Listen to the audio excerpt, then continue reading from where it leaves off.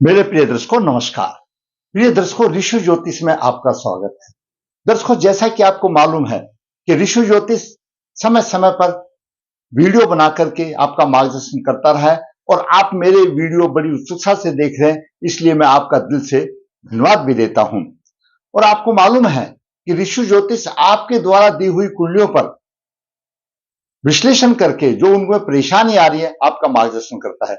जरूरत है ऋषि ज्योतिष के चैनल पर जुड़ने की। आपको कोई भी समस्या आ रही है, आप मेरे कमेंट बॉक्स में अपने जन्म की डिटेल लिख दीजिए, स्थान लिख दिए, समय लिख दिए, डेट ऑफ बर्थ लिख दीजिए, जो परेशानी है वो मुझे बता दीजिए या व्हाट्सएप कर दीजिए। मैं आपकी इस परेशानी से संबंध शास्त्रों के अनुसार और जो मैंने अनुभव लिया है, जो मैंने देखा है, मैं आपका मार्गदर्शन करूंगा और उससे आपका भी होगा और दूसरे दर्शकों का भी होगा। मैं योग भी बताता हूं और उससे संबंधित कुंडली का भी बताता हूं। जरूरत है मेरे चैनल पर बने रहने की। आज एक महत्वपूर्ण कुंडली का हम बताने जा रहे हैं कि उसके पुत्र की कुंडली हमने पहले एपिसोड 452 में बताया। उसके पुत्र की कुंडली में अच्छा विदेश योग है, लेकिन 40-41 साल की हो गए, शादी नहीं हो रही। जब शादी नहीं हो रही तो बच्चे कहां से होंगे? और अपने पिता का पुत्र एक ही है, एक बहन है। तो दर्शकों, इस समय पर सभी को अखरता है। जब 40-41 साल की शादी आयु हो जाती है और शादी का कोई अता पता नहीं, अच्छा विदेश योग है, बाहर जाकर के पीआर भी मिल गया, विदेश में मिला, सब कुछ है, लेकिन वो बोलते हैं ना कि घर में अगर बहू नहीं है, पत्नी नहीं है, घर लक्ष्मी नहीं है, तो सब कुछ जो भी कुछ है सब बेकार है। मैं हमेशा बताता हूं, नो लाइफ विदाउट वाइफ। दर्शकों, पहले जिस टाइम हमने पुत्र का एपिसोड बनाया तो पिता की जन्म के डिटेल हमारे पास नहीं थी, तो उन्होंने अब अपने जैसे पुराने जमाने में होता है ना, कोई बॉक्स होता है पुराने टाइप का, और उस बॉक्स में माता पिता ने रखी थी कि तो ढूंढ के निकाला तो मिल गई उसकी। तो हमने उसका एग्जामिन किया कि उन्होंने पूर्वजों के निमित्त कोई कभी श्राद्ध नहीं निकाला। मैं उस पिता की कुंडली का पहले वर्णन करूंगा, पुत्र का तो मैं एपिसोड बता दूंगा, आप देख सकते हैं। तो कभी उनके माँ बाप ने श्राद्ध नहीं निकाला, इन्होंने नहीं निकाला, मतलब पूर्वजों के निमित्त कोई कार्य नहीं किया। तो एक समय ऐसा आ जाता है कि हमारे जो पूर्वज है, जो पितृ योनि में है या अशुभ योनि में है, वो वंश हानि का श्राप दे देते हैं और बाद में फिर आंखें खुलती हैं तो फिर चारों तरफ सन्नाटा दिखाई देता है। तो उसी के पिता की कुंडली क्या अब बताएंगे, क्या कहते हैं पिता की कुंडली। दर्शकों, आज का पितरों के निमित्त कार्य नहीं, वंश हानि हो गई। पिता और पुत्र की कुंडली दोनों का आपके सामने बताएंगे। पिता का जन्म 27 अगस्त 1959 कृष्ण पक्ष 9 मृगशिरा नक्षत्र एक गुरुवार को हुआ। मृगशिरा नक्षत्र सर्प योनि होती है। हमारा शास्त्र ऐसा बताता है, और जिसकी मृगशिरा योनि होती है या जिसकी सर्प योनि होती है, पूर्व जन्म में उसको सांप ने काट लिया था और इस जन्म में वो बिना जहर के पैदा हुआ था और वो प्रबल एक पितृदोष माना जाता है। उसके लिए कालसर्प दोष, नागबलि श्राद्ध कर लेना चाहिए। जन्म के समय पर वृषभ लगन उदय हुआ। वृषभ लगन के 27 डिग्री है, वहीं पर चंद्रमा 25 डिग्री 58 मिनट लेकर के है। सप्तमी 8वीं तक चंद्रमा बलवान माना जाता है। चलो 9 में भी कुछ बात नहीं, घटती कला है, बलवान है, उच्च राशि में है। चतुर्थ भाव में बुध कर्क राशि में है। चतुर्थ भाव में सूर्य अपनी राशि में है, वहीं पर शुक्र 17-30 डिग्री लेकर के शुक्र सूर्य से अस्त है। पंचम भाव में मंगल 0048 ना के बराबर है। राहु 12 डिग्री लेकर के कन्या राशि में है। कन्या राशि में राहु बलवान होता है। सप्तम भाव में अष्टमेश गुरु 0058 मिनट लेकर के, यहां पर गुरु की भी हाजिरी ना के बराबर है। मृत अवस्था में कोई फायदा नहीं है। अष्टम भाव में शनि विराजमान है 7 डिग्री 13 मिनट लेकर के। एकादश भाव में मीन राशि में केतु 12 डिग्री लेकर के। वृषभ लगन में शनि दो का स्वामी होता है, नवम और दसम भाव का प्रबल योग कारक होता है। अष्टम भाव में आ गया। वैसे शनि अष्टम भाव में इतनी परेशानी नहीं देता जितने कि बाकी ग्रह देते हैं। क्यों? अष्टम भाव का कारक ग्रह, परेशानी तो होगी। क्यों? भाग्य भाव का स्वामी अष्टम में चला गया, भाग्य कमजोर हो गया।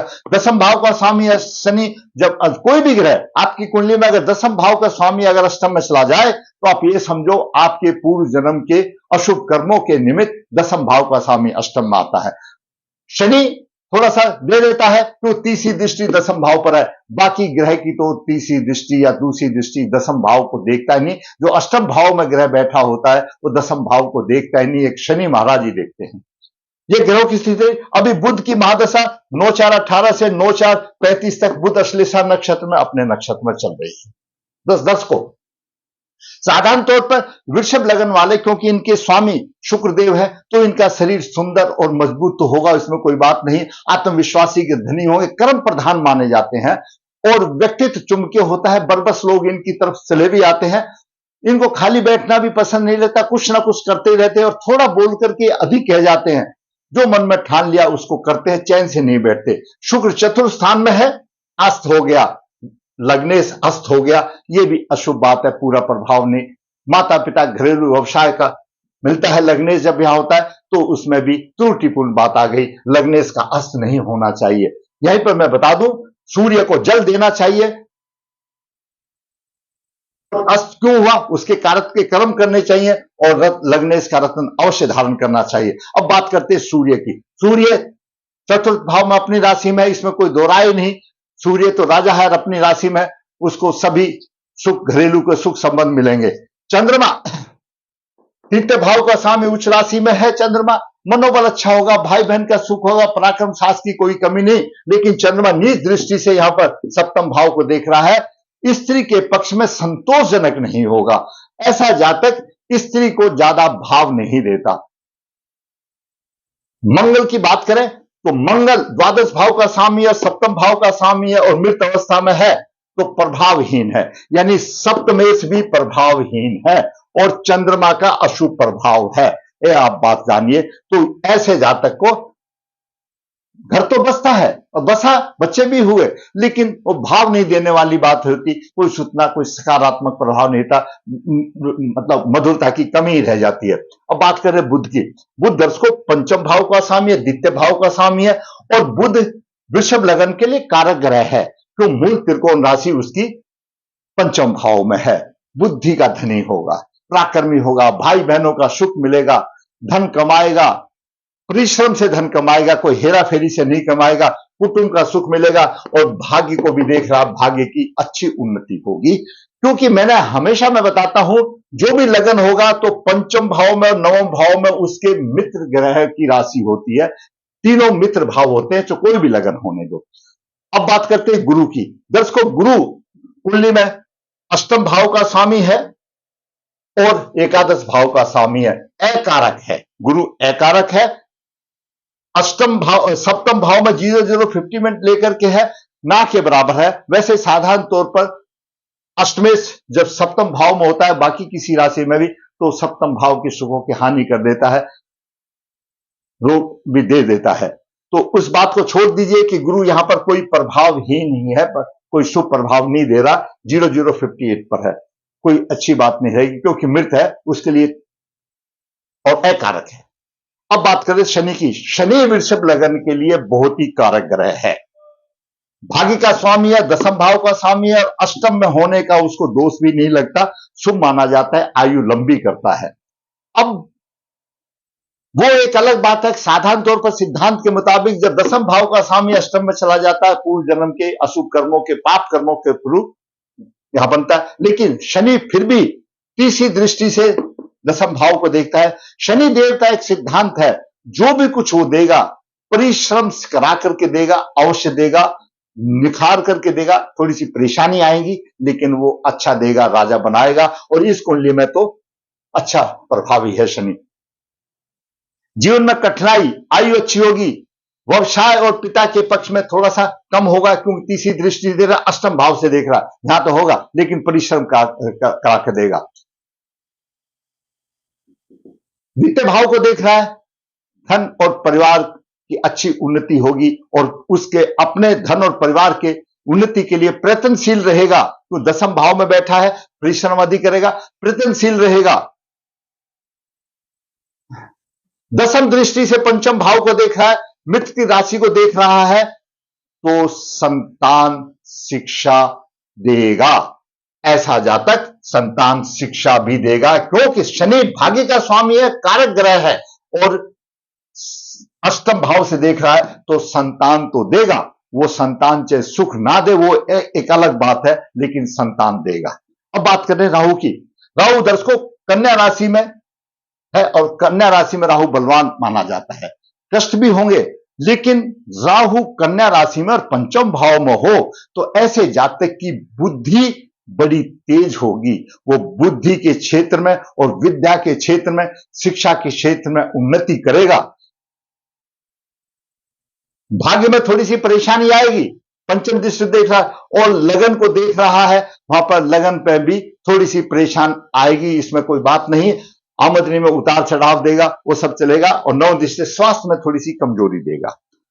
राहु यहां पर शिक्षा बुद्धि में तेज बनाएगा और शनि ने इसको दे दिया दृष्टि, दसम दृष्टि दे दी, तो शनि विद्या के साथ साथ जो भाग्य का स्वामी है संतान भी देगा। संतान भी दो दी, एक पुत्र संतान दी, एक कन्या संतान दी। संतान भी दो दी, आज के जमाने में 2 संतान काफी होती है। संतान भी दी, लेकिन थोड़ी सी योग कारक नहीं दी, क्योंकि उसके प्रभाव से नहीं दी।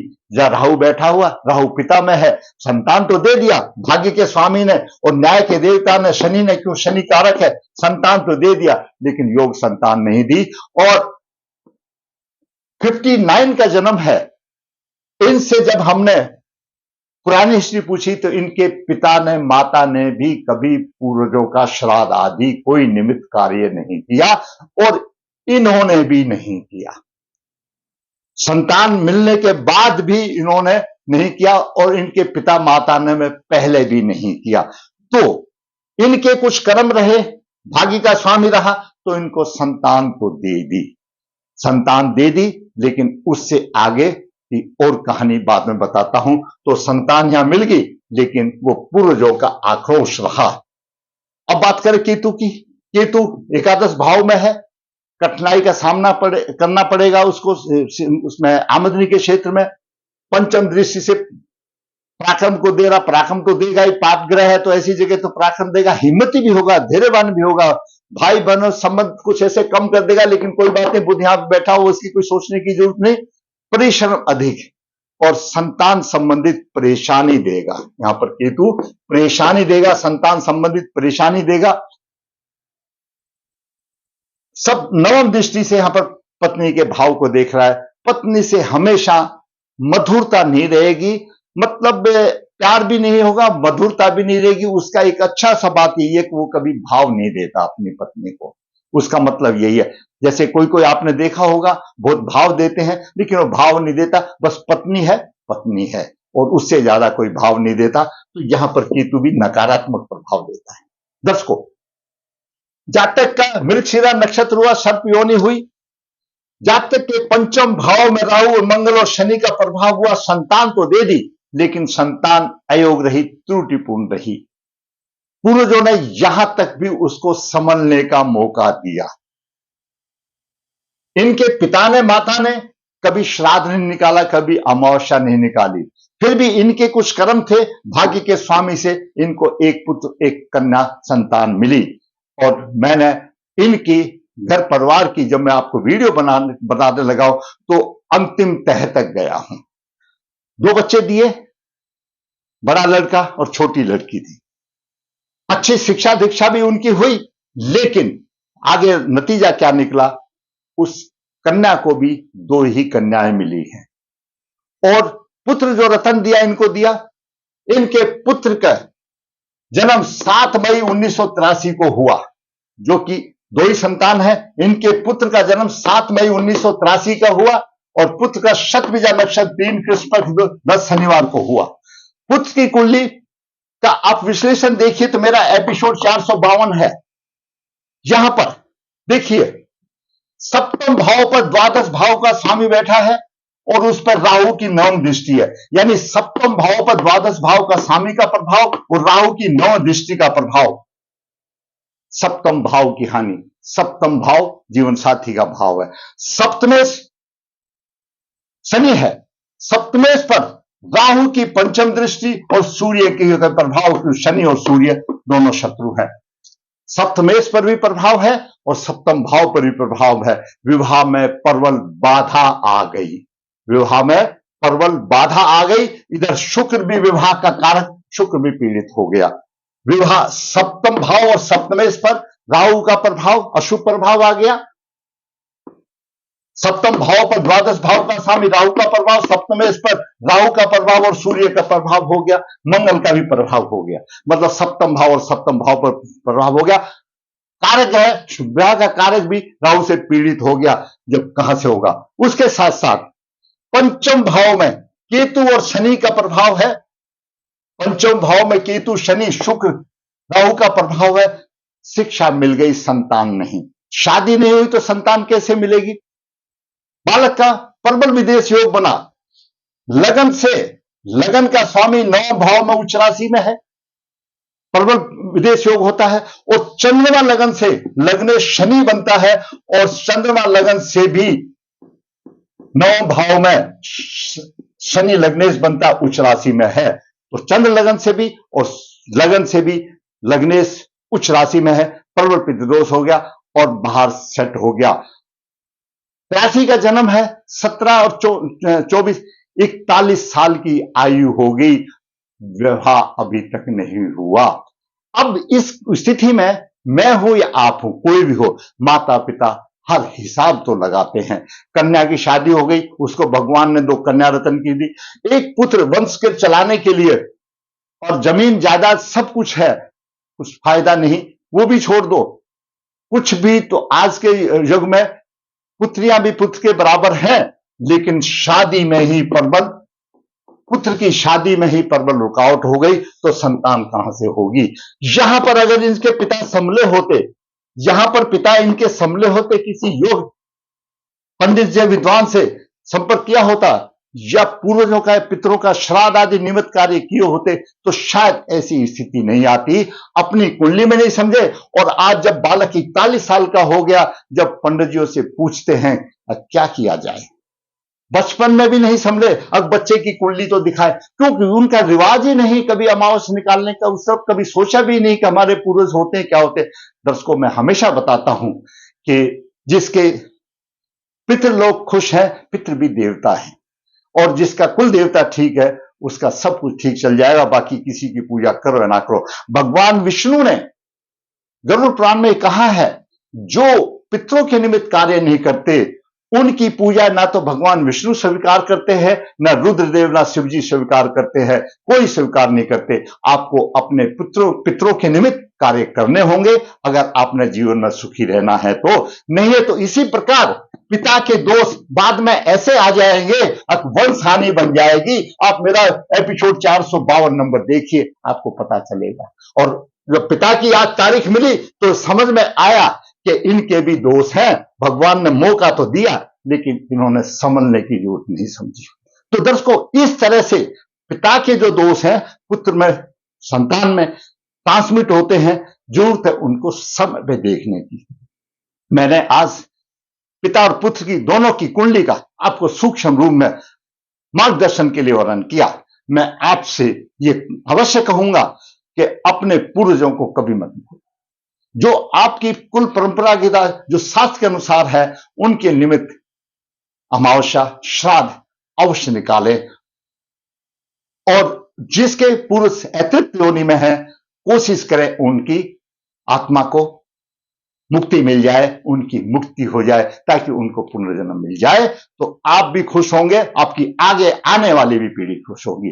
दर्शकों, मैंने आज छोटे से वीडियो में आपका मार्गदर्शन करने की कोशिश की। अगर आप समझते हैं कि मेरा वीडियो किसी का मार्गदर्शन करने लायक है, तो मैं कहूंगा आप अवश्य लाइक कीजिए, शेयर कीजिए और जिसने चैनल सब्सक्राइब नहीं किया, सब्सक्राइब कीजिए ताकि मेरा मनोबल भी ऊंचा हो और इसी प्रकार मैं वास्तविक कुंडली बना करके आपका मार्गदर्शन करता रहूं। जैसा मैं हमेशा बताता हूं, ऋषि ज्योतिष नर्मदा नदी के तट के नजदीक नर्मद है, यहाँ पर काल सर्पदोष पितृदोष की पूजा की जाती है। इच्छुक संपर्क कर सकता है। ऋषि हाथ से पत्रिका लिखता है, संपर्क कर सकता है। ऋषि ज्योतिष आपको जो परेशानी आ रही है, कोई बात नहीं, घर में बैठे रहिए, मुझे बताइए, मैं आपको वीडियो बना करके मार्गदर्शन करूंगा। कन्या भाव के लिए गुणमिलान बिना किसी शुल्क के ऋषि ज्योतिष आपकी आसान करने के लिए भेजता है। जरूरत है आपको ऋषि ज्योतिष से जुड़ने की। वीडियो अच्छा लगा, लाइक करें, शेयर करें और सब्सक्राइब करें ताकि मेरा मनोबल भी ऊंचा हो। इसी प्रकार वास्तविक कुंडली बना करके आपका मार्गदर्शन करता रहूं। धन्यवाद।